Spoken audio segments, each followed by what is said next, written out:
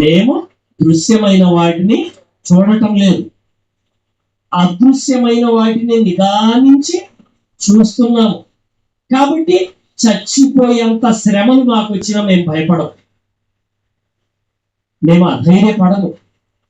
ఎందుకంటే శాశ్వతమైనవి అదృశ్యమైనవే అనేసింది. నిజమే. మరి నరకంలో చెడ్డది కూడా అదృశ్యమైనదే, శాశ్వతంగా ఉండిపోయేది. నరకం అగ్నిలో ఆరని, అగ్నిలో చావని ఆత్మగా. అలాగే పరలోకంలో ఉండవలసింది కూడా అదృశ్యమైన ఆత్మే.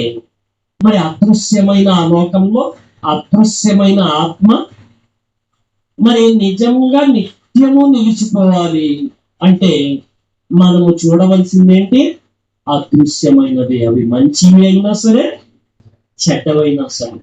చెడ్డ వాటిని, మంచి వాటిని పసిగడతాం మనం విద్య ద్వారా.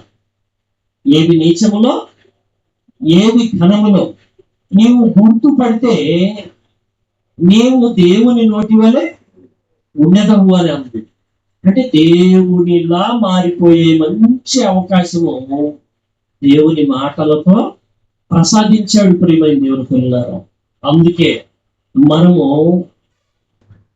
దేవుని మాట తప్ప ఏమి నమ్మకూడదు. మనం దేవుడు ఎంత గొప్పవాడు అంటే అమ్మ కంటే చంకని ఎత్తుకొని రక్షించే గొప్పవాడు. అమ్మలో ఆ గుణం ఎలా వచ్చింది అనంటే దైవ గుణం దేవుడు పెడితేనే వచ్చింది అమ్మలో. కానీ దేవునికి వాడకపోవటం వలన వారు నశించిపోతున్నారు. ఆ తల్లి బిడ్డల ఆ బంధాలన్నీ నరకంలో తేలిపోతున్నాయి. ఎవరిని పడితే వాళ్ళని దేవుడు అని, దైవం అని కాని వాటిని నమ్మేసి మోసపోతున్నారు. అందుకు దేవుడు కన్న తల్లి కంటే గొప్ప ప్రేమ గల్లవాడుగా లోకమును ఎంతో ప్రేమించిన దేవుడు ఆ మాటనే, ఆ అదృశ్యమైన మాటనే మన కోసంగా తగ్గించేసాడు, మన రూపంలోనికి మార్చేసాడు. మన రూపంలోనికి మార్చేశాడు. మనలా చచ్చిపోయే గుణాలు కలిగిన క్షయమైన శరీరములో దింపేశాడు. తన మాటను క్రీస్తుగా మనకు అందించాడు. కన్న తల్లి కంటే ఎక్కువ ప్రేమ ఉంది ఇందులో. కన్న తల్లి ప్రేమ కంటే ఎక్కువ ప్రేమ ఉంది ప్రియమైన దేవుని పిల్లలారా, గుర్తుపెట్టుకోండి. ఎందుకంటే మనము ప్రతి విషయంలో దేవుడు ఎంత చురుకైన వాడంటే, ఇప్పుడు ఆత్మ ఉంటేనేగా శరీరం అనేది కదులుతూ ఉండేది, బ్రతుకుతూ ఉండేది. ఆత్మ కనపడదు. కనబడని ఆత్మ ఆ బిడ్డలో ఉంటేనే అమ్మ ఎత్తుకుండిద్ది, అవునా? ఆ తల్లిలో ఉంటేనే ఆ బిడ్డను ఆ తల్లి ఎత్తుకుంటుంది. మరి ఆ బిడ్డలో అయినా, ఆ తల్లిలో అయినా కంటికి కనపడని ఆత్మ లేదనుకోండి, ఆ బొమ్మను అమ్మెత్తుకుండిద్దా? ఆ బొమ్మను మరి ఆ బొమ్మ బిడ్డను ఎత్తుకుండిద్దా? ఎత్తుకోదు. ఎంతసేపు ఎత్తుకుండిద్ది బిడ్డను? ఏడుస్తూ కాసేపు అట్లా ఎత్తుకుండిద్ది, ఇంకా తర్వాత మరి అలా కుదరదు. ఆ శవాన్ని ఆ బిడ్డగా ఎత్తుకోవటం అనేది కుదరదు. అదే బతికి ఉంటే జీవితాంతం ఎత్తుకున్నట్లుగానే మరి ఆ వయసు వచ్చేదాకా ఎత్తుకుండిద్ది. ఆ తర్వాత కూడా మనసులో ఎత్తుకొని నడిపిస్తూ ఉండిద్ది తల్లి, అవునా? ఆ విధంగా మనం ఆలోచిస్తే ప్రియమైన దేవుని పిల్లలారా, దేవుడు చచ్చిపోయే వరకు, ముసలితనం వరకు, చనిపోయే వరకు మనల్ని ఎత్తుకొని నడిపించేవాడు. నిజమైన ఎత్తుకొని నడిపించే దేవుడు, నిజమైన ఎత్తుకొని నడిపించే దేవుడు నిజంగా ఎత్తుకుంటాడు అన్నమాట. ఎందుకంటే ఎత్తుకొని అనే పదాన్ని మీరు ఆలోచిస్తే లోపల ఆ తల్లి ఆత్మ ఉంటేనే కదా ఆ బిడ్డను ఎత్తుకుంటుంది. మరి ఎత్తుకోవాలంటే ఏం కావాలి? లోపల కంటికి కనబడని ఆత్మ కావాలి. మరి దేవుడు ఎవరు? ఆత్మ. అంటే దేవుడు వారిలో ఉంటేనే తప్ప, అగ్నిజనులైనా వారిలో ఉంటేనే తప్ప వాళ్ళు బ్రతికి ఉండదు. బ్రతికి ఉన్నారంటే అర్థమైతే దేవుడు మనలో ఉన్నాడని, వారిలో అయినా మనలో అయినా, నమ్మినా నమ్మకపోయినా బతికి ఉన్నారంటే ఆ బతికి ఉన్న వారిలో ఎవరున్నారు? దేవుడు ఉన్నాడు. నమ్మినా నమ్మకపోయినా దేవుని నమ్మని వారిలో కూడా దేవుడు ఉన్నాడు. అయితే నమ్మిన వారికి మాత్రము మరో జీవితం ఉంది. అసలైన సుఖము, సంతోషము, ఆనందం, ఎల్లవేళలా ఇంకే రోగాలు లేని, బాధలే లేని, ఇంకా ఏ కష్టాలు లేని నిత్య సుఖములు, సంపూర్ణ సంతోషాలు వారి సొంతం. ఎవరైతే నమ్మకుండా అదృశ్యమైన వాటిని నిదానించి కనుగొనకుండా, నీచమైన వాటిని, ఘనమైన వాటిని గ్రేడ్ చేయకుండా, అంటే విడపరచకుండా, మనం అన్నం వండుకోవాలన్నా, కూర వండుకోవాలన్నా మంచి చెడును విడదీస్తున్నాం కదా. ఆ విడదీసి మంచిని మాత్రమే మనం ఎన్నుకుంటూ ప్రతి విషయంలో మనము అలవాటు అవుతున్నాము. దేవుని విషయంలోకి వచ్చేటప్పటికి మరి నిజంగా దేవుడు ఎవరు, కాని దేవుడు ఎవరు? దేవుడు కాకుండానే నేను దేవుడిని అంటున్నాడు దయ్యము. దేవుడు నేను దేవుణ్ణి అంటున్నాడు. మరి ఎవరు ఆ నిజం చెప్పేది? ఎవరో మనం గ్రేడ్ చేయాలా వద్దా?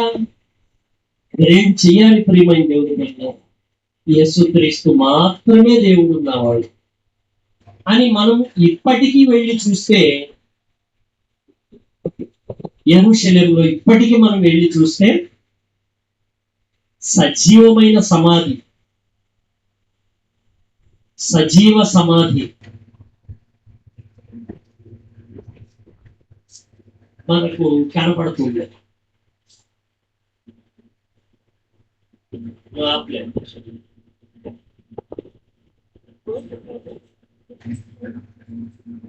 ఓకే, అర్థమవుతుందా?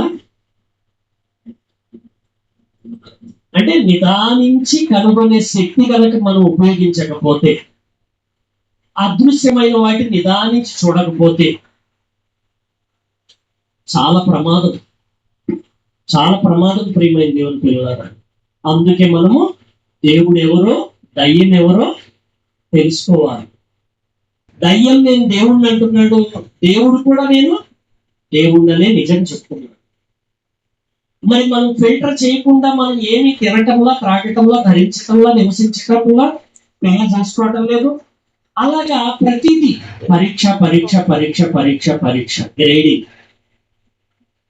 ఎందుకు ఈ అనుభవాలు మనకు దేవుడు ఇచ్చాడు అని అంటే, మంచి చెడును, అంటే దేవుణ్ణి దయ్యాన్ని విడదీయటం కోసం. మన జీవితంలో దేవుడు నిలిస్తే దేవుని అనుభవము, స్వర్గ సుఖం మన సొంతం అవుతుంది.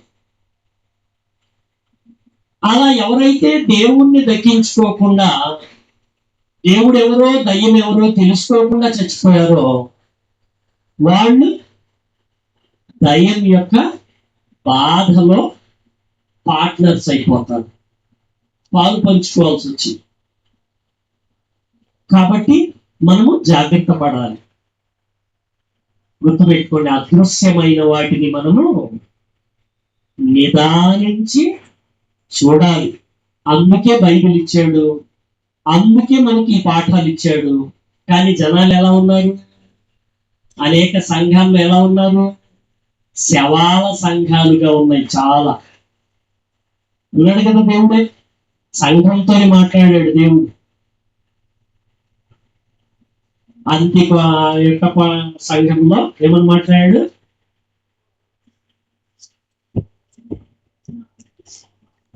అంత్యోకయ సంఘానికి ఏమని రాశాడు చూడండి. సార్దీస్ సంఘానికి ప్రకటన గ్రంథము 3వ అధ్యాయము 1వ వచనం.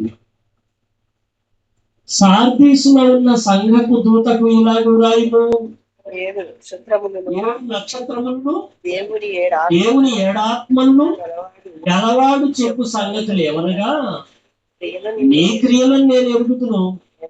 ఏమనగా జీవించుచున్నావన్న పేరు మాత్రము ఉన్నది కాని నీవు మృతుడవే. నీ క్రియలు నా దేవుని ఎదుట సంపూర్ణమైనదిగా నాకు కనబడలేదు. మరో చోట తెలుసు కదా మీకు, వారు తమకు అనుకూలమైన బోధకులను తమ కొరకు ప్రోగు చేసుకొని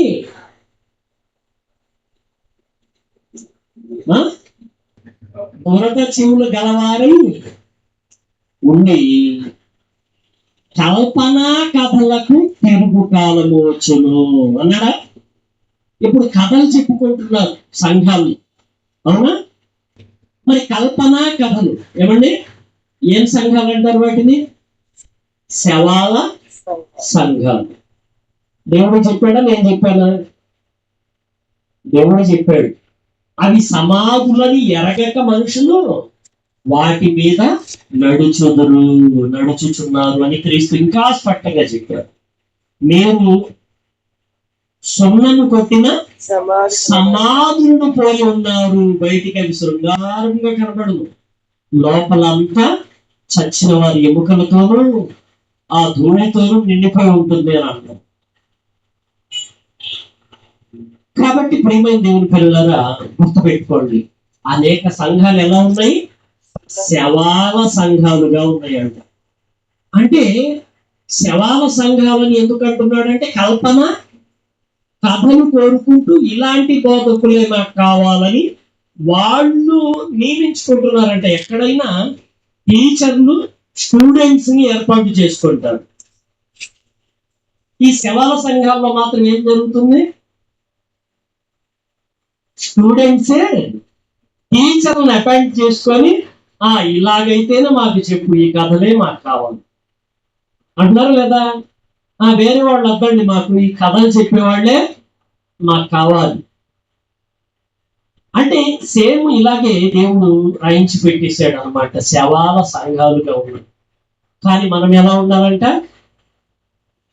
జీవము గల దేవుని సంఘంగా ఉండాలంట. మనం జీవము గల దేవుని సంఘముగా ఉండాలంట. గుర్తుపెట్టుకోండి, అదృశ్యమైన వాటిని నిదానించి చూడాలంటే కష్టార్జితం ఉంటుందన్నమాట. సత్యమైనది దూరముగాను బహు లోతుగాను ఉన్నది, దానిని పరిశీలన చేయగలవాడు ఎవడు? గుర్తుపెట్టుకోండి మాటలన్నీ కూడా. ఎందుకంటే మనం కష్టం చేయాలి. కష్టం చేయకుండా దేవుణ్ణి ఎలా మనం సంపాదిస్తాం చెప్పండి? డబ్బు గురించి ఖర్చు పెడితే ఏమంటుంటాము మనం సైతం? నా రక్తము చెమటగా కార్చి సంపాదించాలని ఒక ఫీలింగ్, ఒకవేళ మాటలు మన నోట ఇలాంటి పలుకులే ఒకవేళ రాకపోయినా, మన క్రియలన్నీ, మన జాగ్రత్తలన్నీ, మన చర్యలన్నీ ఎలా ఉంటాయి? సేమ్ ఆ డైలాగ్ ఒకటే తక్కువ మనకు. ఆ డైలాగ్ ఒక్కటే తక్కువ, మన క్రియలన్నీ ఇంకొకళ్ళు డైలాగ్ ఇలాగే రాసేసుకోవచ్చు అనమాట. ఎందుకంటే అలాగా ఉందన్నమాట మన కష్టం. అంటే డబ్బు అనగానే ఎంత కష్టపడితే వచ్చిందో అని ఒక ఫీలింగ్ ఉంటుంది. మరి వాక్యము, ఇద్దరు యజమానుల్లో డబ్బు ఒక యజమానుడైతే వాక్యం అనే దేవుని మాట ఒక యజమానుడిగా దేవుడు రాయించి పెట్టినప్పుడు దేవుణ్ణి సంపాదించుకోవటానికి మనం ఎంత కష్టపడుతున్నాం? కష్టం లేకుండా ఎలా?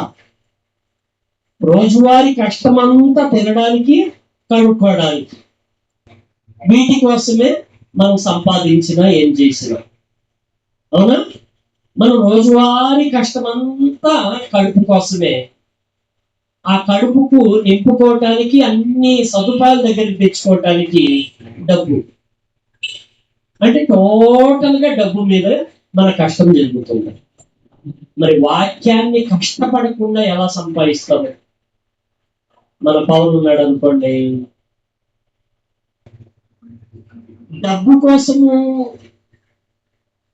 ఆగుతున్నాడా? వాక్యం కోసం ఆగుతున్నాడా? తను తాను పర్సనల్ గా చెక్ చేసుకోవాలి. అంటే ధనం లెక్కించుకునే అలవాటు పెద్ద నుంచి వచ్చింది. వాక్యము లెక్కించుకునే అలవాటు పెద్దల నుంచే వచ్చింది. ఇద్దరు యజమానులు ప్రత్యక్షంగా కనబడుతున్నాడు మనవాడికి, అవునా? ఒక యజమానుడు డబ్బుగా, ఒక యజమానుడు వాక్యం, ఒక యజమానుడు అమ్మగా, ఒక యజమానుడు నాన్నగా. మరి ఏ యజమానుడికి తాను దాసుడై ఉన్నాడో చెక్ చేసుకోవటానికి చాలా సులువుగా ఇచ్చేసాడు దేవుడు. ఈజీ ప్రాసెస్ అన్నమాట. అవునా? అవునా కాదు? మరి చెక్ చేసుకోవాలి, మనం అందరం అలాగే చెక్ చేసుకోవాలి. కాబట్టి ప్రియమైన దేవుని పిల్లలారా, బాగా గుర్తు పెట్టుకోండి, ప్రతి విషయాన్ని బాగా అర్థం చేసుకోవటానికి ప్రయత్నం చేయండి. ప్రతి విషయంలోనూ జాగ్రత్త పడాలి మనం. ఈరోజు పాఠం పేరేంటి? ముంచుకు వస్తున్న ముగింపు. ముంచుకు వస్తున్న ముగింపు. ఆలోచించండి, మనం గనక అదృశ్యమైన వాటిని నిదానించి చూడటం గురించి మనము నేర్చుకోకపోతే పరిస్థితి ఎంత భీకరంగా ఉంటుందో బైబిల్లో చదివితే ఎలా అర్థమవుతుందో మన అనుభవాల్లో, లోకంలో మనం చదివినప్పుడు కూడా అలాగే అర్థమయ్యేలాగా దేవుడు ఎలాగ ఏర్పాటు చేసి పెట్టాడు చూడండి. అసలు జెఫన్యా గ్రంథము, జెఫన్యా గ్రంథము 2వ అధ్యాయం.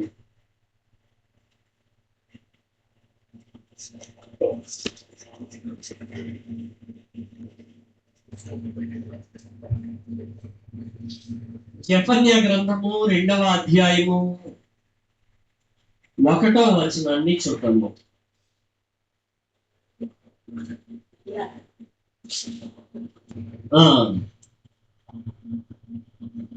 సిగ్గుమాలిన జనులారా కూడి రండి, పొట్టు గాలికి ఎగురునట్లు సమయము గతించుచున్నది. విధి నిర్ణయం కాకమునిపే యెహోవా కోపాగ్ని మీ మీదికి రాకమునిపే మిమ్మల్ని శిక్షించుటకై యెహోవా ఉగ్రత దినము రాకమునిపే కూడిరండి. దేశములో సాత్వికులై ఆయన న్యాయ విధులను అనుసరించు సమస్త దీనులారా యెహోవాను వెతుకుడి. మీరు వెతికి విని వినయము గలవారై నీతిని అనుసరించిన ఎడల ఒకవేళ ఆయన ఉగ్రత దినమున మీరు దాచబడదు. అంటే ఇలా మీరు వెతికి విని వినయము గలవారుగా మారితే ఉగ్రత ఆపుతారంటున్నా దేవుడు. ఉగ్రత దినమున దాచబడుతుంది. ఉగ్రత అయితే ఆగదు.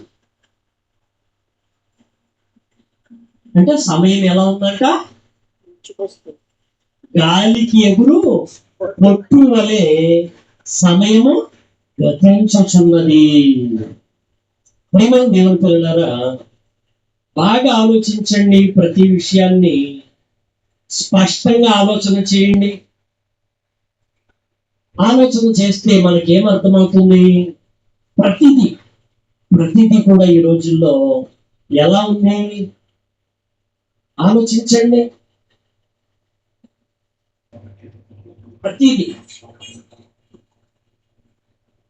మా చిన్నతనాల్లో లేదా యేసమ్మ గారి చిన్నతనంలో పిల్లలు ఏ రోజుల్లో ఉన్నట్టు ఉన్నారా? పిల్లలు ఏమా మీ మనవరాళ్ళు మనవాళ్ళు ఎంత తెలివిగా ఉన్నారు పిల్లలు అందరూ.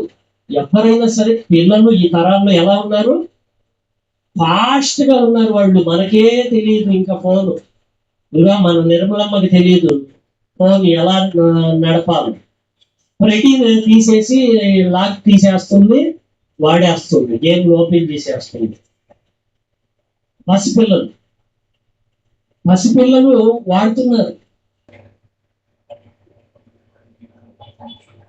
వయస్సు ఇంకా పెరగక మునిపే మనసు మాత్రం వాళ్ళకి పెద్దవాళ్ళ కంటే పెద్దవాళ్ళుగా మారిపోయారు వాళ్ళు. ఎలాగ పెరిగిపోయారు, ఆ విషయాలు ఎలా అర్థమవుతున్నాయి? షాన్వి చూడండి, విజయ్ ముఖ్యమంత్రి అయ్యాడనే వార్తలు చెప్తుంది నాతో. అప్పుడు అయినప్పుడు మరి విషయాలు లోకంలోని తెగ చెప్తున్నారు, వివరించి వివరించి పిల్లలు చెప్పేస్తున్నారు. పెద్దవాళ్ళ విషయాలు ఎంత కూర్చుంటే పక్కన అసలు అర్థమయ్యేవి కావు నాకు. అసలు వాళ్ళు మాట్లాడుకుంటాం చిన్నప్పుడు అసలు అర్థమయ్యేవి కావు చిన్నప్పుడు. కానీ ఇప్పుడు పెద్దవాళ్ళతో సమానంగా మాట్లాడేస్తున్నారు వాళ్ళు పసిపిల్లలు. అంటే ఏమవుతుంది ఇక్కడ? అలాగే ఆలోచించండి, అంటే వేగం పెరుగుతుంది.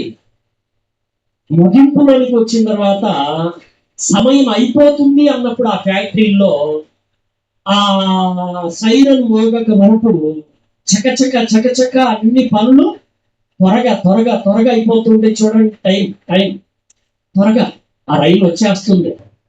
ఇంకా వచ్చేటప్పుడు త్వరగా ఫాస్ట్, ఎలాగైతే ఫాస్ట్ ఫాస్ట్ గా పరిగెడుతూ ఉంటారో అలాగ కాలం వేగము చివరిలోకి వచ్చేసింది. ట్రైను వేగం ఒకటే, కానీ మనుషులు వేగము పెరుగుతుంది అక్కడ ట్రైన్ వచ్చేటప్పుడు. అవునా? ఎందుకంటే కాసేపు ఆగదు, అది వెళ్ళిపోయింది. అలాగే మనం చూస్తుంటే తరం వెంబడి తరం గతించిపోతున్నప్పుడు ఇది ఒక పెద్ద యాత్రా స్థలంగా కనబడుతుంది మనకు. ఈ యాత్రా స్థలంలో ఈ భూమి అనే పెద్ద వాహనము ఇంకా ఆగిపోబోతుంది అనే ఒక సూచన, త్వరపెడుతున్న ఒక సూచన కనబడుతుంది మనకు. అంటే ముగింపులోని హడావుడి కనబడుతుంది. అవునా? ముగింపులోని హడావుడి కనబడుతుంది. షాపింగ్ మాల్స్కి వెళ్ళారనుకోండి, అలా ఫ్యాక్టరీలు ఉన్నాయనుకోండి, ఆ ముగింపు సమయంలో వాళ్ళు ఎలా చకచక చకచక డ్యూటీలు ఎలా ముగించుకుంటుంటారు, తొందర హడావుడి పడుతూ ఉంటారు. ఆ ట్రైన్ దగ్గరికి వెళ్ళినప్పుడు, ఆ బస్సు దగ్గరికి వెళ్ళినప్పుడు, ఆ టైం అయిపోతున్నప్పుడు మన హడావుడి. అవునా? కంగారు పడుతూ ఉంటాము. అలాగే ఈ కాలం అంతా ఎలా కనబడుతుంది ప్రియమైన దేవుని పిల్లలను ఆలోచించుకోండి. ఆలోచించుకుంటే అంత హడావుడి హడావుడి హడావుడి హడావుడిగా కనబడుతుంది. గతంలో గంటల కొద్దీ నాటకాలు నాటకాలు గంటల కొద్ది ఓపికతో చూసేవాళ్ళు. పౌరాణిక సినిమాలు అసలు ఇప్పుడు చూస్తే ఎవరైనా అసలు తల ముందర జెండు బాంబు పెట్టుకున్నా తగ్గదు ఆ తల. అంత బోర్ పడుతూ ఉంటాయి ఈ రోజుల్లో మనకు. మరి ఆ రోజుల్లో అదే గొప్ప పర్వాణం లాగా అసలు ఆసక్తితో అతుక్కుపోయి గంటలు గంటలు తరబడి మరి చూశారు ఆ సినిమాలైనా ఆ నాటకాలైనా. మరి ఈ రోజుల్లో వచ్చేటప్పటికి గతంలో వాక్యాలు ఎలా విన్నారండి? గంటల కొద్దీ విన్నారు. మరి ఇప్పుడు అంటే ఏం అర్థమవుతుంది మనకు? అంటే ముగింపులో చెప్పాడు కదా, ఈ లోకపు నటన గతించుచున్నది, తొందరగా తొందరగా తొందరగా చాప చుట్టైపోతుంది అన్నట్లు, చాప చుట్టైపోతున్నారు అన్నట్లు ఎంత హడావుడి, ఎంత కంగారు కనబడుతుంది మనకు. అవునా? అంటే లోకమంతా చూడండి షార్ట్ వీడియోలో ఇప్పుడు వచ్చేసింది. నిమిషము 30 సెకండ్లు, అసలు సెకండ్లు సెకండ్లు, ఆ సెకండ్ల వ్యవధిలో షార్ట్ వీడియోలు ఎక్కువసేపు వస్తే మనం ఒప్పుకోం, మన పైకి స్క్రోల్ చేసేస్తాం అన్నమాట. ఆ విధంగా ఇది ఎలా జరుగుతుందో బైబిల్లో కూడా ఉంది కదా. బైబిల్లో ఉంది ఇది. ఒక నిమిషంలో చెప్పాడు కదా. లూకా సువార్త 4వ అధ్యాయం 5వ వచనం చదవండి. 5వ వచనము, లూకా సువార్త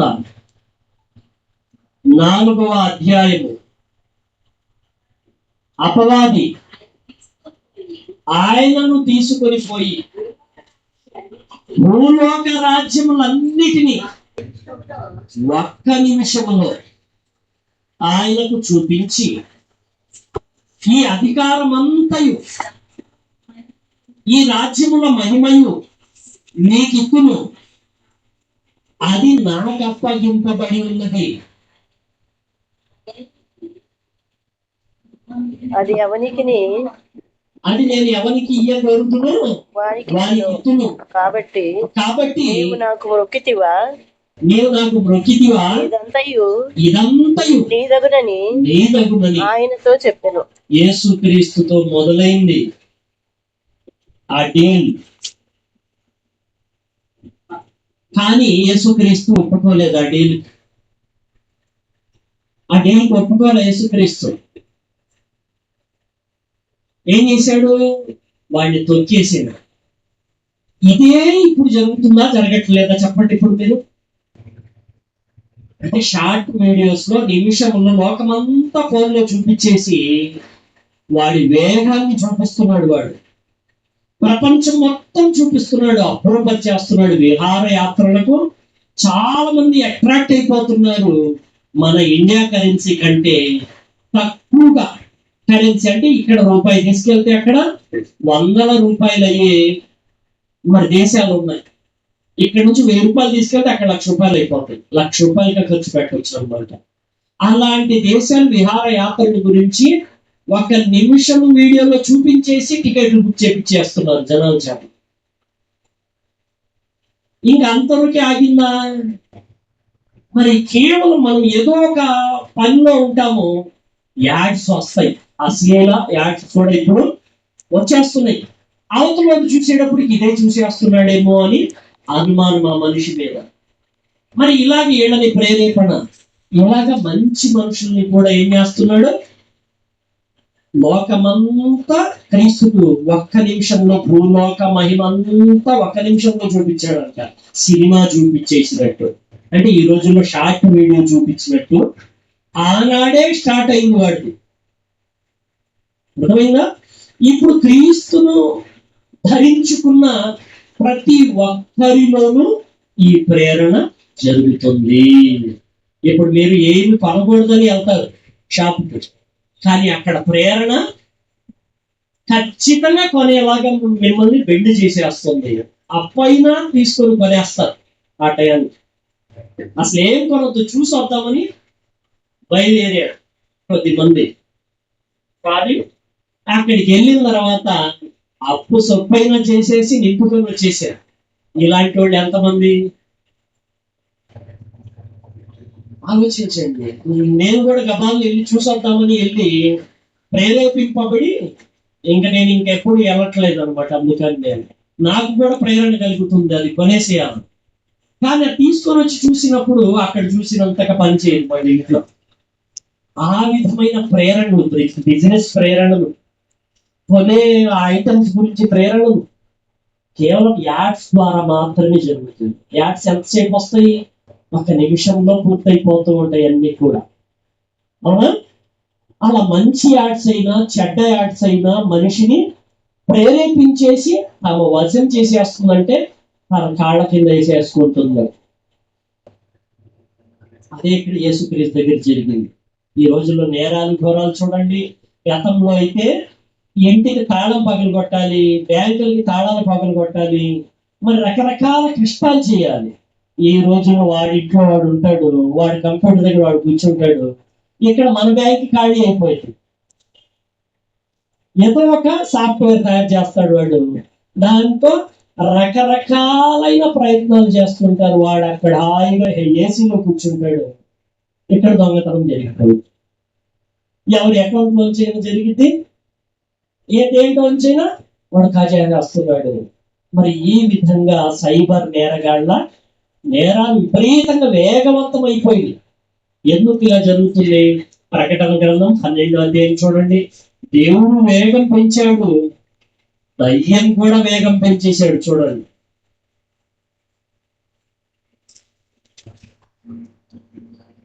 ప్రకటన గ్రంథం 12వ అధ్యాయము 12వ వచనం. అందుచేత ఆ, పరలోకమా, 12వ అధ్యాయము 12వ వచనం. పరలోక నివాసులారా, పరలోక నివాసులారా ఉత్సహించుడి. భూమి సముద్రమా మీకు శ్రమ. అపవాది తనకు సమయం కొంచెమే అని తెలుసుకొని క్రోధము గలవాడై నీ యొద్దకు దిగి వచ్చి ఉన్నాడని చెప్పాను.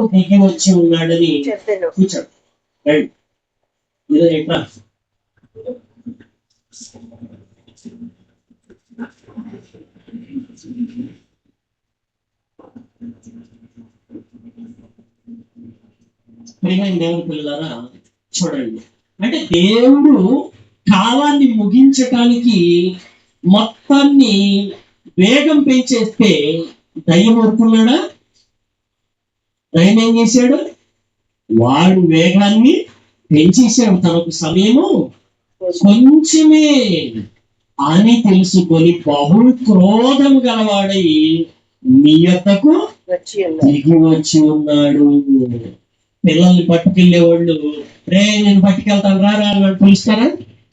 మీ అమ్మ పిలుస్తుంది, మీ నాన్న పిలుస్తున్నాడు, ఇదిగో ఈ చాక్లెట్లు ఇచ్చి పంపించాడు, మరి ఇట్లా అట్లా అని మీ అమ్మమ్మకి బాగలేదు, ఇలాంటి ఏదేదో ట్రిక్స్ వాడి ఆ మంచి సమాచారాన్ని కల్తీ పెట్టి ఆ బిడ్డను తీయటి మాటలతో తీసుకుని వెళ్ళిపోతాడు ఆ స్కూల్ నుంచి. అలా పిల్లల్ని ఎత్తుకునే వాళ్ళ ప్రయోగాలు అలా జరుగుతాయి. అలాగే ఈవిడ కూడా ఏం చేస్తున్నాడట? దయ్యము తనకు సమయము కొంచెమే అని తెలుసుకొని బహు క్రోధము గలవాడి మనుషుల యొద్దకు దిగి వచ్చేసాడు అంటే. మరి దేవుడు తన వేగాన్ని పెంచుతున్నాడు, దయ్యం కూడా తన వేగాన్ని పెంచేస్తున్నాడు. దేవుడు మరి తన షార్ట్ మెసేజ్ ద్వారా జనాన్ని అలర్ట్ చేస్తున్నాడు. మన మైండ్ సెట్లు కూడా ఎలా మారిపోయినాయి ఆలోచించుకోండి. ఈ కాల వేగాన్ని బట్టి మన మైండ్ సెట్లు కూడా మరి చిన్నప్పుడు మనకు చాలా సంవత్సరాల క్రితం అసలు బోరు కొట్టేది కాదు. మరి ఇప్పుడు బోరు కొట్టదు అన్న మన దగ్గర ఒకళ్ళు పలుకుతూ ఉంటారు ఈ పలుకులు, కానీ వాళ్లకు బోరు కొడుతున్నట్టుగా వాళ్ళ క్రియలు ఈ మధ్య కనబడుతుంది. అంటే బోరు కొట్టదు అంటూ మా ఇంట్లో టీవీ లేకుండా చేశాను గొప్పగా చెప్తూ టీవీలుగా వాళ్ళు ఫోన్లో పెట్టేశారు ధ్యాస అంతా. అంటే పేరుకు మాత్రం మా ఇంట్లో టీవీ లేదని చెప్పుకుంటున్నారు, కానీ మరి ఆ టీవీ కంటే ఎక్కువగా ఫోన్లో నుండి చూసేస్తుంది. మరి పేరు దేవుడిది, పని దయ్యానికి.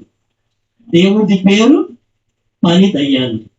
ఈ విధంగా ప్రియమైన దేవుని పిల్లలారా ముగింపు కాల వేగాన్ని చూడండి.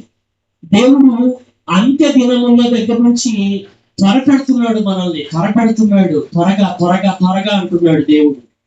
మరి త్వరపడండి అని అంటున్నాడు. మరి ముంచుకొచ్చేస్తున్న ఒక ప్రమాదం, టైటానిక్ షిప్ గురించి విన్నారు కదా మీరు. మరి ఆ ముంచుకొస్తున్న ఆ ప్రమాదాన్ని పసిగట్టిన ఆ కెప్టెన్ మరి అందరికి హెచ్చరికలు జారీ చేసేటప్పటికి ఆ హెచ్చరికలు జారీ చేసిన వాళ్ళు ఎలా ఉంటారు? నిద్రపోయి ఇంకా చీకటి ఉంది కదా, పొద్దున్నే లేచి చూసుకుందాంలే అని అనుకుంటారు ఎవరైనా.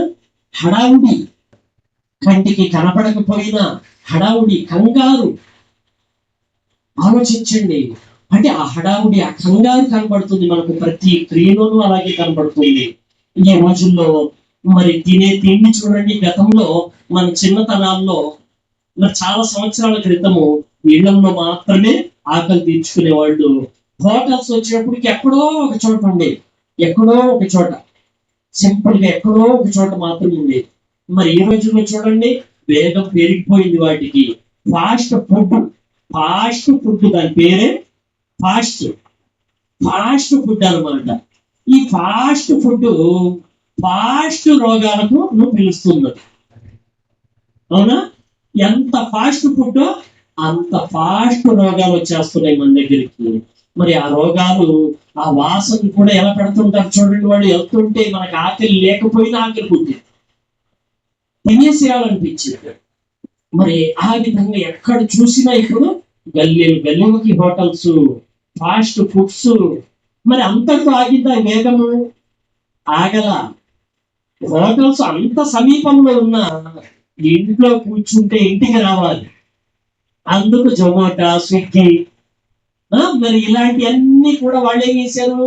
వేగం పెంచేసేసారు. వేగం ఫాస్ట్ డెలివరీ అనేసారు వాళ్ళు. మరి అమెజాన్, ఫ్లిప్కార్ట్ ఇలాంటివి ఉన్నాయి. మనం వస్తువులు గతంలో మాల్స్కి వెళ్ళి తీసుకోవాల్సిందే. సూపర్ మార్కెట్కి వెళ్ళేవాళ్ళం, కిరాణా షాపులకి వెళ్ళేవాళ్ళం. ఈ రోజుల్లో ఆన్లైన్ విపరీతంగా పెరిగిపోయి ఏమి కావాలన్నా ఈ గుడ్డలైనా సరే ఇంటికి వస్తున్నాయి. ఇలాంటి గుడ్డల షాపులు ఆపేశారా? ఎక్కడ చూసినా మళ్ళీ గుడ్డల షాపులు. సెంట్రల్కి వెళ్తే గుడ్డల షాపులు, మా ఇళ్లలోనూ గుడ్డల షాపులు, గల్లీల్లోనూ షాపులు, ఇంట్లోనూ షాపులు. ఎక్కడ చూసినా ఆన్లైన్ లో మాత్రమే కాదు, ఇళ్లల్లోనూ, గల్లీల్లోనూ, బజార్లోనూ షాపులు. ఎక్కడ చూసినా షాపింగ్ కాంప్లెక్స్ పెరిగిపోయింది, విపరీతంగా పెరిగిపోయింది. ఏంటి అంటే ఇదంతా ముగింపు హడావుడి, ముంచుకొస్తున్న ముగింపు. ఇదంతా కూడా ఆలోచించండి. ఇలాగా మరి ఈ విధంగా ఘుమఘుమలాడే వాసనలు, మరి ఎన్నో రకాల ట్రైనింగ్లు, ఫ్రాంచైజీలు, మరి ఇవన్నీ రుచులు పెరిగిపోతున్నాయి. మరి ఈ విధంగా మరి ఆ షాపింగ్ కాంప్లెక్స్ పెరిగిపోతున్నాయి, కిరాణా షాపులు పెరిగిపోతున్నాయి, మరి అన్ని పెరిగిపోతున్నాయి. మరి ప్రతిదీ పెరిగిపోతున్నాయి, జనాలు పెరిగిపోతున్నారు. హాస్పిటల్స్ ఎలా పెరిగిపోతున్నాయి ఆలోచించండి. అసలు ఒక్కొక్క హాస్పిటల్ ఎంతెంత పెద్దగా, కరెంటు బిల్లు ఎంత వస్తున్నాయి వాళ్ళకి, లక్షల్లో కరెంటు బిల్లు, అద్దెలు కోట్లలోకి వెళ్ళిపోతున్నాయి. అద్దెలు కార్పొరేట్ హాస్పిటల్స్ లాగా మారిపోతున్నాయి అన్ని. అంతకుముందు ఎక్కడికో టౌన్కి వెళ్ళాలి, ఎంతో దూరం వెళ్ళాలి. అలాంటి హాస్పిటల్ చూడాలంటే హైదరాబాద్ అంత దూరం వెళ్ళాలి. అలాంటిది మన ఊళ్ళలోనే పల్లెటూరుతో సహా హాస్పిటల్స్, పెద్ద పెద్ద మల్టీ స్పెషాలిటీ హాస్పిటల్స్ వచ్చేసి అలా వచ్చేసినాయని. మరి ఆర్ఎంపీ హాస్పిటల్స్ ఏమన్నా ఆగినాయా? మరి అలా అని ఇంటి చిట్కాలు, ఇంట్లో వైద్యులు ఉన్నారు. మన ఏసమ్మ మన ఇంట్లో వైద్యులు, డాక్టర్ అనమాట. ఇక ప్రతి ఇంట్లో డాక్టర్లే. మరి ప్రతి ఇంట్లో డాక్టర్లే చిట్కా వైద్యం చేసేవాళ్ళు. మరి ఆర్ఎంపీలే, పిఎన్పీలే, ఆర్ఎంపీలే, మరి ఎంబీబీఎస్లు, ఇంకా హాస్పిటల్స్. మరి ఎన్ని పెరిగిపోతున్నాయి ఆరోగ్యాన్ని ఇచ్చేవి. మరి దయ్యం ఏమైనా తక్కువ తిన్నాడా? రోగాలు అంతకంటే ఎక్కువ పెరిగిపోతున్నాయి. వాస్తవానికి ఆరోగ్యాలు ఎక్కువ వస్తుంటే ఏం తగ్గాలి? రోగాలు తగ్గాలి. కానీ ఆరోగ్యాలు ఇచ్చేవాళ్ళు ఎక్కువైపోతున్నారు, రోగాలు మరీ ఎక్కువైపోతున్నాయి. అంటే దేవుడు ముగించేయటానికి తొందరపడుతుంటే దయ్యం కూడా తన సమయం కొంచెమే అని వాడు తొందరపడిపోతున్నాడు. నేరాలు ఘోరాలు పెరిగిపోతున్నాయి. అంతకు ముందర మరి ఇళ్లలోకి వెళ్ళి దొంగతనాలు చేసే కష్టాలు ఇప్పుడు వాళ్ళకి లేవు. ఇప్పుడు వాళ్ళు కార్పొరేట్ దొంగలైపోయారు. ఇప్పుడు హ్యాపీగా ఏసీ రూముల్లో వాళ్ళ ఇళ్లలోనే ఉండి ఎక్కడి నుంచి ఆపరేట్ చేస్తున్నారో కూడా పోలీసులకి అర్థం కానంత సైబర్ నేరగాళ్ళు. మరి డబ్బులు మనం తినే వాటిల్లోంచి కూడా దొంగతనాలు చేస్తున్నారు. మళ్ళీ తినే కందిపప్పులో, మిరియాల్లో ప్రతి అసలు కల్తీ లేనిదంటూ లేదంటండి. మనం తాగే మరి నీళ్ళల్లో కల్తీయే. మరి ఇప్పుడు అంతా అయ్యే కదా. మరి ఫిల్టర్ చేస్తున్నామని బయటికి మాత్రం ఫిల్టర్ చూపిస్తారు, లోపలికి మాత్రము ఆ గడ్డలు వేసేస్తారు. దాంట్లో ఆ ఉండలు వేసేస్తారు, దాంట్లో వేసేసి మొత్తం ఫిల్టర్ చేసేస్తుంటారు నీళ్ళను. అలాగ మోసం చేసేస్తున్నారు. మరి తాగేవి కల్తీ, తినే ప్రతిదీ కల్తీయే. ప్రతిదీ ఏది ఒక్కటి కూడా లేదు. అంటే ఆహారం ఆకలి తీర్చే దేవుడిలాగా దేవుడు ఆహారం ఇస్తుంటే రోగాల్ని పెంచే దయ్యం కూడా దేవుడిలా మారి కల్తీ ఆహారంలో వాళ్ళు వేగం పెంచేసేసారు. ఎంత వేగం పెరిగిపోయింది. క్యాబేజీ ఈ మధ్య చూపించారు. మరి క్యాబేజీ ఒక లిక్విడ్ తీసుకుని వచ్చి నీళ్ళలో వేస్తున్నాడు ఒకటి. ఈ నీళ్ళలో పడంగానే ఒక పూతలాగా మారిపోయి ఒక పూతలాగా దాన్ని ఇక్కడ చుట్టేసి కప్పేస్తున్నాడు. దాన్ని మళ్ళీ ఇంకో లిక్విడ్ ఇంకాస్త వేసేయాలని మళ్ళీ అది స్ప్రెడ్ అవుతుంది. ఇట్లా పాకుతుంది.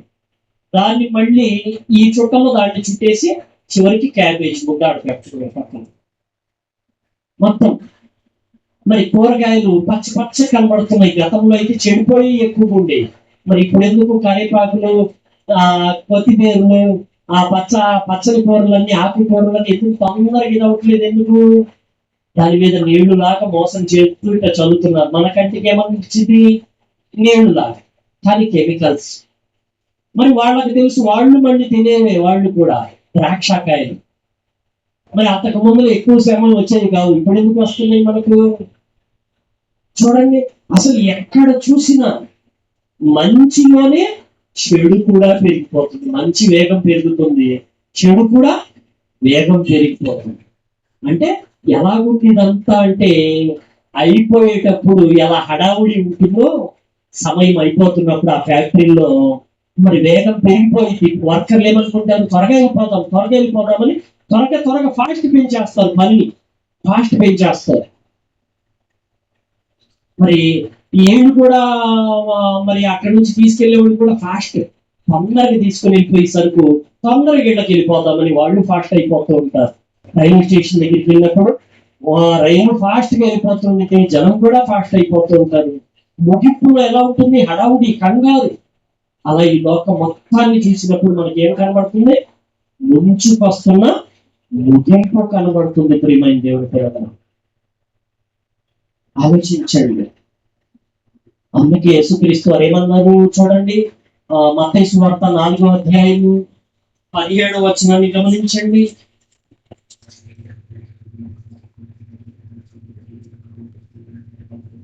మత్తయి సువార్త 4వ అధ్యాయం 17వ వచనాన్ని గమనించండి.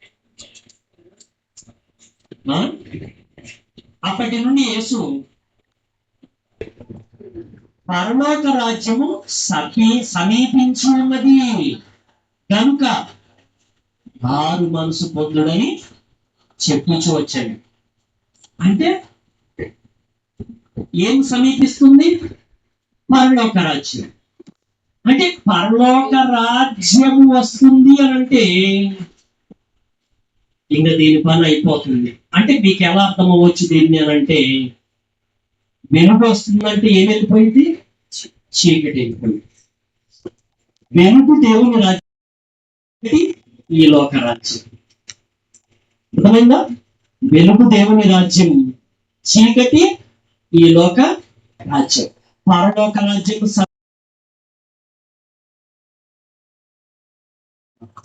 కాబట్టి మీరు తొందరగా మార్పు చెందండి అని అంటున్నారు. చూడండి, చక్కని మహిమ గల మరొక మాట రోమా పత్రికను ఒక్కసారి గమనిద్దాం. 13వ అధ్యాయం, రోమా పత్రిక 13వ అధ్యాయం.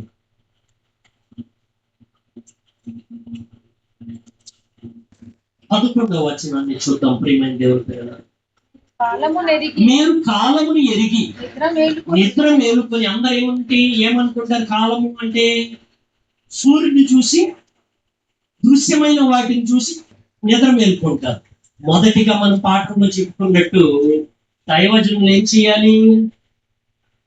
అదృశ్యమైన వాటిని నిదానించి చూడాలి, దృశ్యమైన వాటిని చూడకూడదు. లోకులందరూ ఏం చేస్తారు? దృశ్యమైన వాటిని చూస్తారు. మనం ఏం చూస్తాము? అదృశ్యమైన వాటిని. మొదట్లో చెప్పుకున్నాం మనం. అదృశ్యమైన వాటిని మొదట చూసినప్పుడే దృశ్యమైన టీవీలు, ఫోన్లు తయారయ్యి తర్వాత. అవునా? మొట్టమొదట అదృశ్యమైనది శాటిలైట్ ద్వారా యాంటీనాకి రావాలి, ఆ యాంటీనాలోంచి టీవీలోనికి దృశ్యంగా రావాలి. అంటే మొట్టమొదట ఏం కనుగొనాలి? అదృశ్యమైనదే. లోకంలో జరుగుతుంది ఇదే. కానీ లోకం కోసం దీన్ని వాడుతుంది, కానీ దేవుని కోసం వాడటం లేదు. దేవుడు చెప్తున్నాడు, కాలం ఎరగండి అని అంటే సూర్యుడు వచ్చే టైం గురించి కాదు ఇక్కడ చెప్తుంది దేవుడు. నిజమైన వెలుగు ఉండెను, అది లోకంలోనికి ప్రవేశించుచు ప్రతి మనిషిని వెలిగించుచున్నది అని అన్నాడు. అంటే పరలోక రాజ్యం అంటే ఏంటి?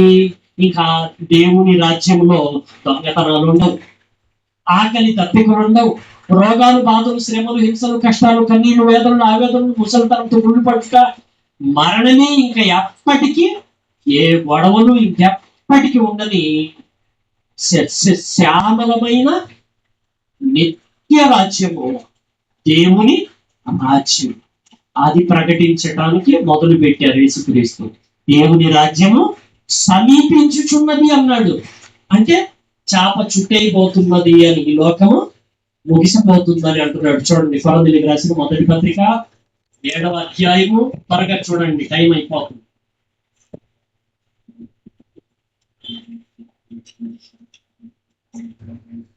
29వ వచనం నుండి చూడండి.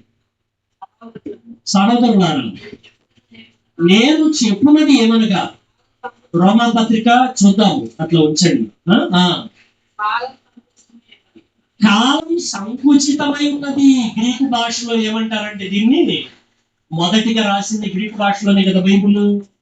చాప చుట్టైపోతున్నది అని అర్థం. చుట్టైపోతున్న చాప అన్నట్లుగా అర్థం వచ్చింది అనమాట గ్రీకు పదం. కాలం సంకుచితమై ఉన్నది అంటే కాలం ముగిపోతుంది అని అర్థం అనమాట. గనుక ఇక మీదట భార్యను కలిగిన వారు భార్యను లేనట్లు అంటే అర్థమేంటి? ఇంకా ఇదే జీవితం అనుకుంటూ, భార్య భర్తలే జీవితం అనుకుంటూ అలాగే చచ్చిపోతున్న జీవితంలో ఉన్నాయి చూడండి. ఇంకా తర్వాత ఏమీ లేదు అనుకుంటున్నారు, స్వర్గం గాని నరకం గాని. ఇలా అనుకుంటున్న వారికి హెచ్చరికగా చెప్తున్నాడు. అందరూ కనబడే సూర్యుడిని చూస్తున్నారు, కంటికి కనబడేది చూస్తున్నారు. చచ్చిన తర్వాత నేను ఎక్కడికి వెళ్ళాలి అని ఏ భార్య ఏ భర్త ఆలోచించడం లేదు. కాబట్టి కాలం సంకుచితమై ఉన్నది. కాలం ఎరిగి నిద్ర నిలుపమన్నాడా ఇందాకటి మాటలో? ఇప్పుడు భార్య కాదు, దేవుడు దేవుడు దేవుడు దేవుడి మీద పెట్టాలి దృష్టి. భార్య మీద భర్త మీద కాదు. భార్య అయినా ఆ భర్త అయినా, భార్యను కలిగిన వారు ఇక మీదట భార్య లేని వారు అంటే విడాకులు ఇచ్చేయమని కాదు ఇక్కడ అర్థము. భార్య మీద ఉన్న దృష్టి, అదే దృష్టి ఆ భార్య భర్తగా ఉన్న నువ్వు ఇద్దరు కలిసి దేవుని మీద పెట్టండి అని మాట అన్నమాట. నెక్స్ట్, ఏడ్చువారు అంటే ఈ లోకంలో ఏదో నాకు దక్కలేదని, నాకు పోయింది అని ఏడ్చేవారు ఏడవనట్టును, సంతోషపడేవారు సంతోషపడనట్లును, కొనువారు తాము కొనినది తమది కానట్లు. నీ బండి నాది కాదు, నీ ఇల్లు నాది కాదు. అసలు ఒక ముసలాతన అయితే ఉన్నాడండి మా ఇంటి ఎదురుగా, బాగా పండిపోయి ఉన్నాడు. లేక ఒక్కొక్క మెట్టుకు నొప్పుతూ ఉంటాడు, నొప్పితో గిజగిజలాడిపోతూ ఉంటాడు. కానీ ఇల్లు చూసుకోవాలి, పిల్లల్ని చూసుకోవాలి. పిల్లలకి ఎందుకు వచ్చినా చూస్తాడు కదా, ఇల్లు. ఆ ముసలాం కూడా, ఆయన భార్య కూడా అలాగే ఉంది. ఎక్కలేక చూసావమ్మా, ఎక్కలేక ఈసారి చూడు కనబడతారు. ఎక్కలేక అసలు ఒక్కొక్క మెట్టుకి నేను బయట కూర్చొని చూస్తూ ఉంటా కుర్చీలో. ఒక్క మెట్టుకు నొప్పుతూ ఉంటాడు, ఇదైపోతుంటాడు, మళ్ళీ ఇంకో మెట్టు ఎక్కుతుంటాడు, 2 అంతస్తులు ఎక్కుతాడండి. ఎక్కి చూసుకొని తృప్తిపడి మళ్ళీ దిగేటప్పుడు అల్లాడిపోతుంటాడు. ఎక్కేటప్పుడు ఇంకెంత అల్లాడతాడో, దిగేటప్పుడు అల్లాడిపోతుంటాడు. ఆయన భార్య కర్రతో నడుచుకుని రోడ్డు మీద నడవలేక వచ్చింది. ఆమె పరిస్థితి అంతే, పై దాకా ఎక్కాలి, కింద దాకా దిగాలి. అంటే పాపం వాళ్ళకి తెలియదు, చనిపోయిన తర్వాత ఏం సంగతులు పాపం వాళ్ళకి తెలియదు. ఇంకా బతికున్నప్పుడు ఈ పిల్లల్ని చూసుకొని నా నా నా అని ఇంతటితో అయిపోయింది అనుకుంటున్నారు. పాపం అమాయకులు వాళ్ళు. ఇక్కడ దేవుడు చెప్తున్నాడు, కొనినది తమది కానట్లును ఈ లోకము అనుభవించువారు అన్నితముగా అనుభవింపనట్టును ఉండవలెను. ఏలయనగా ఏ లోకపు నటన గతించుచున్నది. చూసారా దేవుని పిల్లలు, ఇప్పుడు రోమాపత్రిక కింద కాపుతున్న చూడండి, 13వ అధ్యాయం 11వ వచనం. మీరు కాలమును ఎరిగి మీరు కాలము ఎరిగి నిద్ర మేలుకొని వేళ అయినదని నిద్ర మేలుకొను వేళ అయినదని తెలుసుకొని అలాగు చేయుడి. అలాగు చేయుడి. విశ్వాసమైనప్పటికంటే విశ్వాసం అయినప్పటికంటే ఇప్పుడు రక్షణ మనకు మరీ సమీపముగా రక్షణ అంటే పరలోక రాజ్యం, రక్షణ మనకు మరీ సమీపముగా ఉన్నది. అర్థమైందా? రక్షణ మరి సమీపముగా ఉన్నది. రాత్రి చాలా గడిచి పగలు సమీపముగా ఉన్నది కనుక మనము అంధకార క్రియలను విసర్జించి తేజ సంబంధమైన యుద్ధోపకరణము ధరించుకుందుము. అల్లరితో కూడిన ఆటపాటలైనను మత్తు అయినను లేకయు కామ విలాసములనైనను పోకిరి చేష్టలనైనను లేకయు కలహమైనను మత్సరమైనను లేకయు పగటి యందు నడుచుకొనినట్లు మర్యాదగా నడుచుకుందుము. ప్రియమైన దేవుని పిల్లలారా ఆలోచించండి. అంటే అంటే చాప చుట్టైపోతుంది అంటే దేవుడు ఈ లోకాన్ని ఒక చాప వలె చుట్టేస్తున్నాడు. అంటే డ్రామా ముగియబోతుంది, లోకపు నటన గతించుచున్నది అని దేవుడు ముంచుకొస్తున్న ముగింపు గురించి చెప్తున్నాడు. అలాగే ఈ రోజుల్లో మరి వాతావరణాలు కూడా పూర్తిగా మారిపోయింది. భూకంపాలు వెంజులా ఈ మధ్య భూకంపం ఎంత తీవ్రంగా, అసలు ఎన్ని బిల్డింగ్లు కూలిపోయినాయి, పెద్ద పెద్ద అపార్ట్మెంట్లు కూలిపోయినాయి.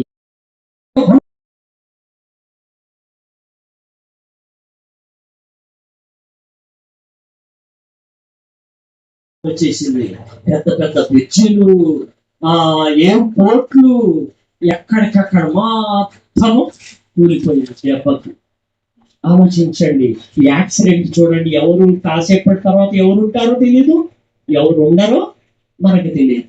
హార్ట్ అటాక్ వచ్చి బైపాస్ సర్జరీ చేయించుకొని ఉన్నవాళ్ళు ఉంటారు, ఏమి లేని భార్య టక్మని చేస్తుంది.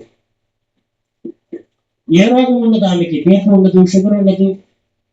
మరి వాళ్ళందరూ బాగానే ఉంటారు, చదువుకుంటూ 17-18 సంవత్సరాల పిల్లలు, మరి ఆడుకునే పిల్లలు, స్కూల్లో ఉన్న పిల్లలు, ఈ మధ్య వార్తలు ఎన్ని వచ్చినాయి. మరి కడుపులోంచి బయటకు వచ్చే పిల్లలకి హార్ట్ అటాక్ చచ్చిపోయిన పిల్లలు అని వార్తలు వచ్చింది. మరి ఏంటిదంతానంటే హడావుడి ముగిపోతున్నా హడావుడి, అందుకే ముంచుకొస్తున్న ముగింపు అని మనం గుర్తు పెట్టుకోవాలి. ప్రియమైన దేవుని పిల్లలు, ఇలాగ ఆలోచించుకుంటే మనము పనికి వెళ్తుంటాము, డబ్బుల సంపాదనకి ఉద్యోగాలకు వెళ్తూ ఉంటాము. మనము మరి మధ్యలో పరిస్థితులు ఏంటి? ఇదిగో వీళ్ళు పనిచేసి వాసంతి పనిచేసే చోట ఒక తోటమాలి ఒక అతను ఉండేవాడు, అవునా? మరి రోజు పని చేస్తుంటేనే ఆ రోజు మధ్యాహ్నానికి ఇంటికి బయలుదేరాడు. మరి బండి వచ్చి కొట్టేసింది, తల పగిలిపోయిందా, మరి చచ్చిపోయాడు, స్పాట్ లో చచ్చిపోయాడు మనిషి, చచ్చిపోయాడా? మరి వచ్చి అందరూ పని చేసేవాళ్ళు వీళ్ళందరూ వచ్చి చూశారు ఆ టైంలో. మరి ఆ సమయంలో ఎవరికి తెలుసు? తెలీదు. ఇలా ముంచుకొస్తున్న మరణాలు ముంచుకొస్తున్నాయి, అలాగే యుగాంతము కూడా ముంచుకొచ్చేస్తుంది. మొత్తాన్ని తీసేయడానికి దేవుడు తొందరపడుతున్నట్లుగా మన ఆయుష్ కాలం చూపిస్తుంది. మన మరణాల సంఖ్య కనబడుతుంది, రోగాల సంఖ్య కనబడుతుంది, ప్రయాణికుల సంఖ్య కనబడుతుంది. గతంలో 100 రోజులు నడిచేవాళ్ళు ప్రయాణాలు చాలా రోజులు పట్టి దూరాలు వెళ్ళాలి. మరి ఇప్పుడు దుబాయ్ వెళ్ళాలన్నా 2 గంటల్లో వెళ్ళిపోతాయి. మరి బుల్లెట్ ట్రైన్స్, సముద్ర గర్భంలో ట్రైన్ పెట్టారు దుబాయ్కి వెళ్ళడానికి, ముంబై నుండి. మరి గంటన్నరలో వెళ్ళిపోయింది. మరి ప్రయాణ వేగం పెరిగిపోయింది, మరి మరణ వేగము ఇంకా పెరిగిపోయింది. గతంలో 1000 సంవత్సరాల్లో బతికితే ఇప్పుడు ఆదాము 930 సంవత్సరాలు బతికాడు. మెతుషెల భూమి మీద ఉన్న అందరికంటే ఎక్కువ సంవత్సరాలు బతికాడు, 969 సంవత్సరాలు. ఆ రోజున ఆయుష్కాలాలు ఇలా ఉండేవి.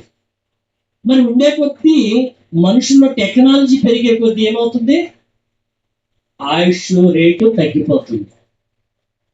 అంటే మనుషులు గొప్పవాళ్ళం అవుతున్నామని అనుకుంటున్నారు, కానీ తాను చావుకే ఇదంతా వస్తుంది, చావుకు వస్తుంది అంటుంటారు కదా కొద్దిమంది.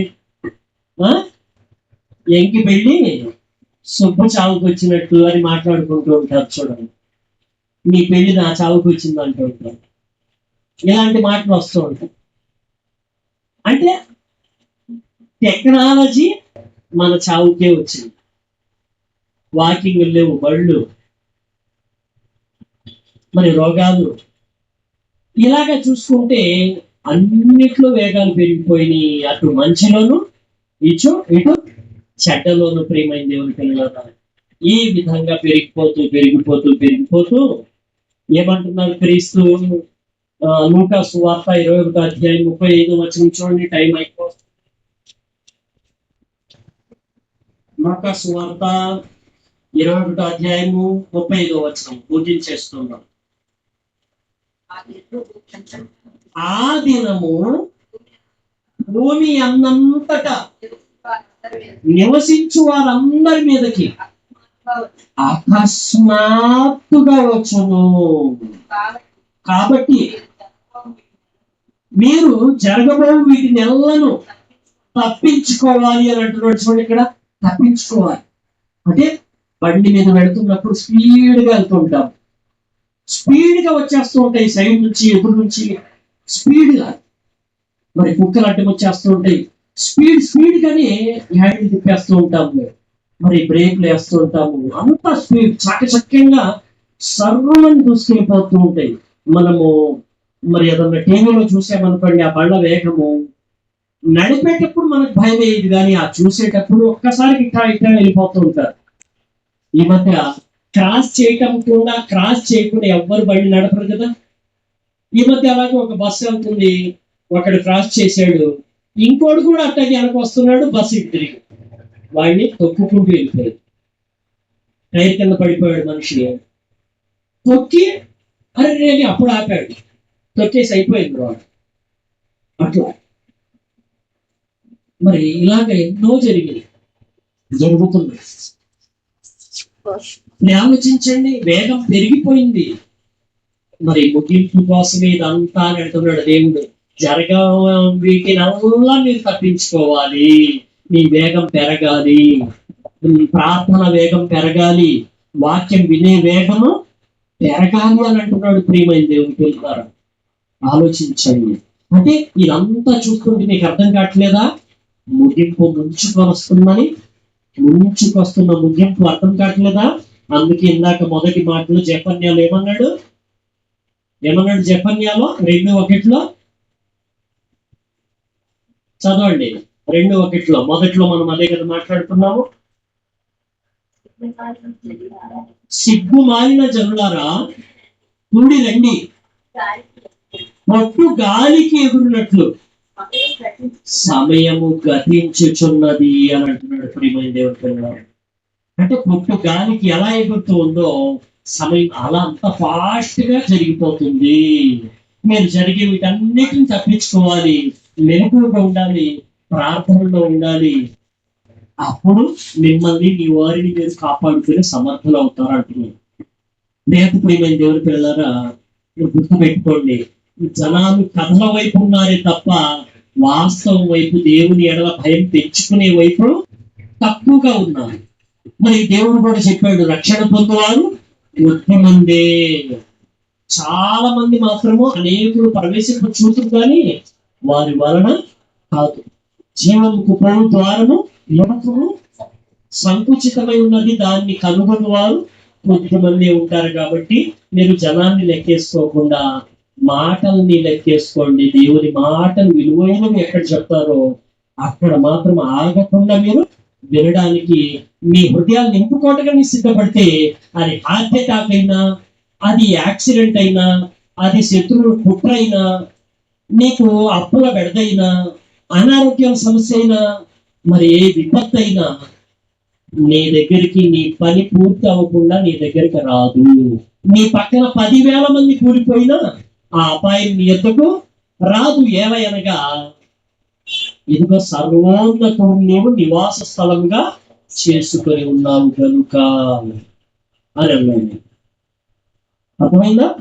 ఉంచుకొస్తున్న ముగింపు మర్మం అన్నమాట ఈ రోజు మనం చెప్పుకున్నాం. కాబట్టి ఈ రోజు మొదలుకొని మీరు మీ యవ్వన కాలంతో గర్వపడబాకండి.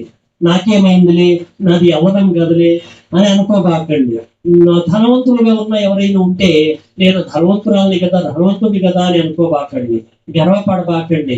దేవుడు అందరినీ తుంచేస్తున్న విధానాలు కాస్త జ్ఞాపకంలో పెట్టుకోండి. భయం పెంచుకోండి. ఏ రోజుకి ఆ రోజు రోగం ఎందుకు వచ్చింది నీకంటే సాధారణంగా వచ్చిందిలే అనుకుంటారు లోకులు. మనం అలా అనుకోకూడదు. దేవుడు ఇచ్చిన ఒక సిగ్నల్ ఇది. దేవుడు ఇస్తున్న హెచ్చరిక, తుఫాన్ హెచ్చరిక లాగా మరి దేవుడు నరక హెచ్చరికను ఇస్తున్నాడు అని భయం పెంచుకోవాలి. దేవుని వైపు, దేవుని మాటల్ని ఆపకుండా అందుకోవటానికి ప్రయత్నించాలి. అప్పుడు నీ నోట నా మాటలు ఉంచి నా చేతి నీడలో నిన్ను కప్పి ఉన్నాను అన్న మాట నెరవేరితే నా వల్ల నీకు దీర్ఘాయువు కలుగును, నీవు జీవించు సంవత్సరములు అధికములగును అన్న వారం మనకు ప్రసాదింపబడుతుంది. ప్రియమైన దేవుని పిల్లలారా, ఇంతటితో ఈ కార్యక్రమాన్ని ముగించుకొని తదుపరి కార్యక్రమాన్ని నిర్వహించుకుందాం.